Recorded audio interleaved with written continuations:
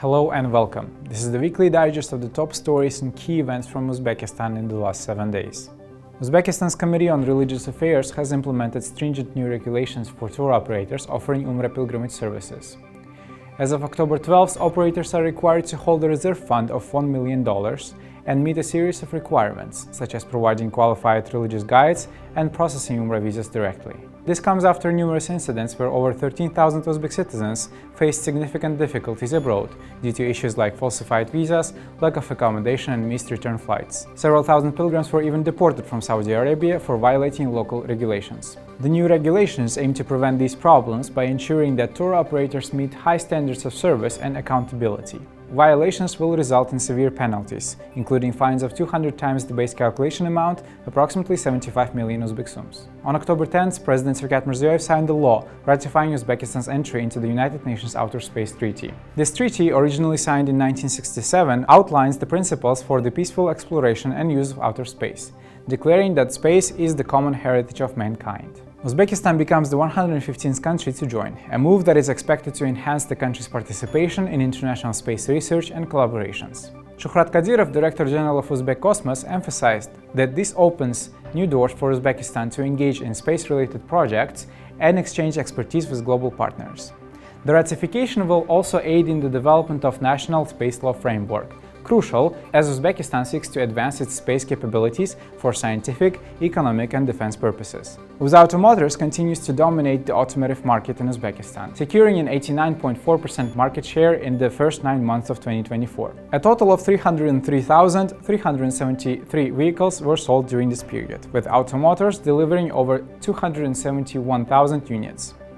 The most popular model was the Cobalt, with nearly 100,000 units sold, followed by the Damas and Tracker models. Other manufacturers, including ADM Jazakh and BYD Uzbekistan factory, captured smaller market shares of 6.5% and 3.8% respectively. Despite competition from other automakers, UzAuto Motors remains a clear leader in the domestic market, a position it has held for several years.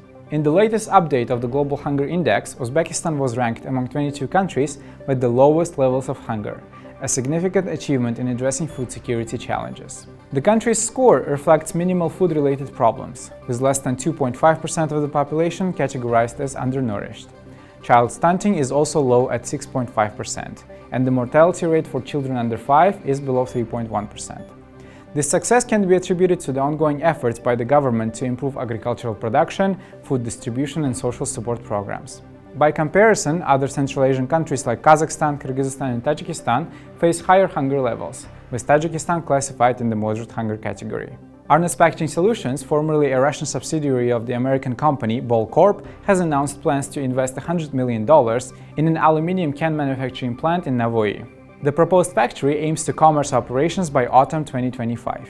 This major project will have a production capacity of 1.5 billion cans annually and create over 200 jobs for the local workforce. More than 30% of the production will be exported, enhancing Uzbekistan's role as a supplier in the Central Asian and the Caucasus markets. The Uzbek government has pledged its support for the project, providing tax incentives and infrastructure to ensure the plant's successful launch. The investment also introduces new beverage packaging technology previously unavailable in the country. Rahmatulla Nurimbetov has been appointed Uzbekistan's new ambassador extraordinary and plenipotentiary to Sweden. Nurimbetov, a seasoned diplomat with over 2 decades of experience, previously served as Deputy Foreign Minister of Uzbekistan. He has held various posts in the Ministry of Foreign Affairs and represented Uzbekistan in diplomatic roles in Germany and Spain.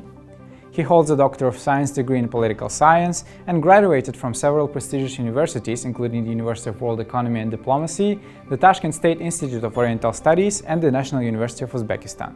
According to a recent World Bank report, Uzbekistan is the third fastest growing economy in Europe and Central Asia in 2024, with a 6% GDP growth rate. Georgia leads the region with 7.5%, followed by Tajikistan with 7.2%.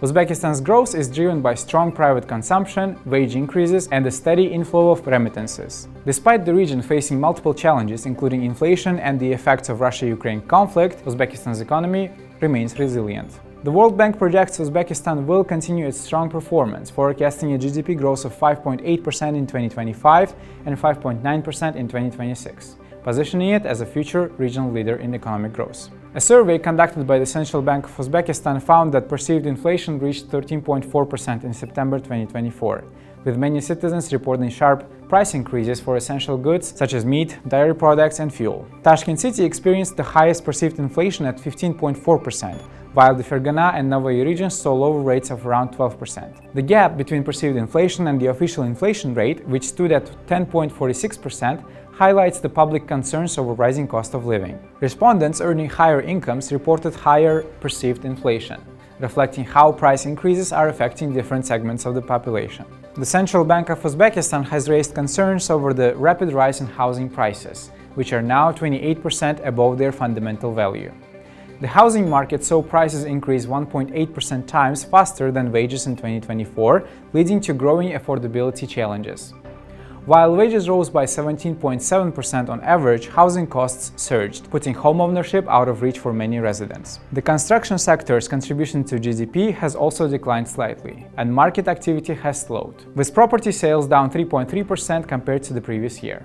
The central bank warns that the housing market may face corrections as the disparity between prices and underlying economic conditions widens. According to the latest Freedom on the Net report by Freedom House, Uzbekistan scored 27 out of 100, placing it in the not free category. The report highlights growing restrictions on internet freedom, including government interference in online activities and repression of individuals for expressing opinions. Uzbekistan's internet freedom ranks alongside countries like Russia, China, and Iran. The report notes that global internet freedom has been declining for 14 consecutive years, driven by increasing censorship and government control over digital spaces. Uzbekistan's national football team significantly improved its chances of qualifying for the 2026 FIFA World Cup following a critical 1-0 victory against United Arab Emirates in the fourth round of the Asian qualifiers. The team's qualification probability rose from 82.8% to 93.1%. Uzbekistan is currently tied with Iran at the top of Group A, each with 10 points. The upcoming matches against Qatar and North Korea in November will be decisive for the team's World Cup hopes. The head coach, Srečko Katanek, who is recovering from illness, is expected to return to lead the team during these crucial games. That's all for this week. Thanks for tuning in. See you next time.